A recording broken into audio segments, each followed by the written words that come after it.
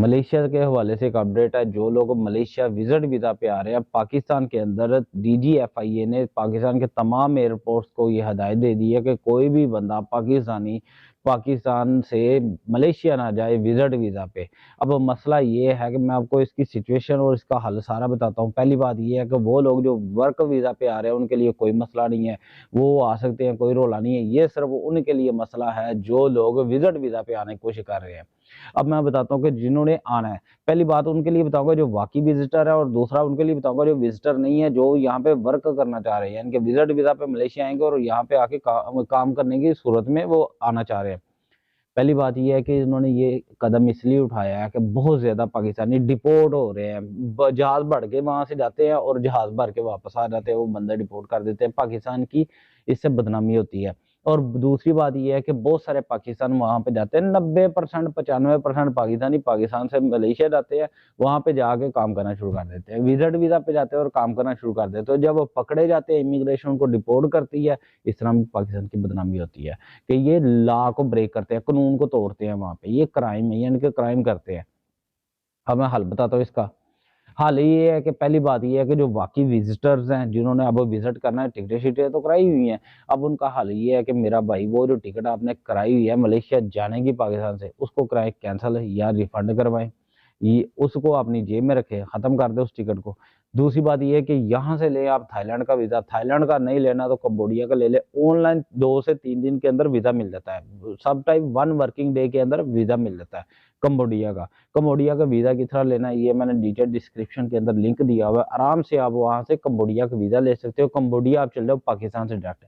आपने टिकट करानी है कंबोडिया की और कंबोडिया से ही वापसी की। और और कंबोडिया से वापसी की टिकट वो आपने दिखानी है इमिग्रेशन ऑफिसर को पाकिस्तान में, यानी कि मैं कंबोडिया जा रहा हूँ, कंबोडिया से वापस आ रहा हूँ। सिर्फ इतना सा काम है, यानी कि कंबोडिया जाने की और कंबोडिया से वापस आने की आपने टिकट दिखा देनी है और कंबोडिया का वीजा दिखा लेना है।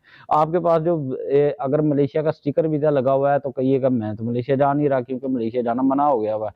और दूसरी बात ये, अगर आपके पास वीजा लगा हुआ है दूसरा ई वीजा, यानी कि अगर स्टिकर नहीं है मलेशिया का ई वीजा, तो उसको पॉकेट में रख लो, वो दिखाने की जरूरत नहीं है। वो स्कैन करके वो ये नहीं जान सकता कि आपके पास वीजा कौन कौन सा लगा हुआ है पासपोर्ट में, टेंशन ना ले।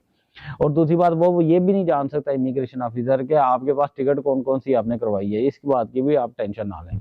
और अच्छा जी, यह हो गया, आपने कंबोडिया की टिकट दिखा दी, कंबोडिया की रिटर्न टिकट भी दिखा दी उसको, कंबोडिया का वीजा भी लगा हुआ है। मैं कंबोडिया की मिसाल दे रहा हूँ, आप श्रीलंका भी किस तरह कर सकते हैं, आप थाईलैंड, अगर आपके पास थाईलैंड का वीजा, आप थाईलैंड भी जा सकते हैं, सिंगापुर भी कर सकते हैं, किसी और कंट्री का भी कर सकते हैं, कोई मसला नहीं। अब ये हो गया, इमिग्रेशन ऑफिसर को पता चल गया ठीक है बंदा ये कम्बोडिया जा रहा है, कम्बोडिया से वापस जा रहा है, उसने आपको जाने की इजाजत दे दी। आप यहाँ से टिकट करा के सीधा जाए कम्बोडिया, कम्बोडिया से जो रिटर्न की टिकट थी उसको कराए रिफंड। और जो बड़ी छोटी सी टिकट मिलती है, बड़ी सस्ती सी टिकट मिलती है कम्बोडिया से मलेशिया जाने की, वो जो कम्बोडिया से मलेशिया जाने की टिकट थी वो आपने ले लेनी है, छोटी सस्ती सी टिकट लगती है, लोकल सी टिकट है छोटी सी, वो आपने वहां से कम्बोडिया से जाना मलेशिया। अब मलेशिया चल जाए, मलेशिया वालों को आपने दिखानी है रिटर्न टिकट मलेशिया से वापसी की। ये वो टिकट होगी जो आपने पहले खरीद के अपनी जेब में रखी हुई थी कि जी वो मैं मलेशिया जाऊंगा और मलेशिया से वापस इतने दिन में वो वापस आऊंगा। ये आपका ट्रैवल प्लान उसी तरह चलता रहेगा। अगर आपके पासपोर्ट के ऊपर रेटिंग ठीक है, अगर आपकी ट्रैवल हिस्ट्री सही है, अगर आप फ्रेश पासपोर्ट पे नहीं जा रहे, तो मलेशिया वाले आपको एंट्री दे देंगे। अगर ये है कि अपनी तैयारी करके जाइएगा, तो अगर आपके पास अबिलिटी है तो वो आपको एंट्री दे देंगे।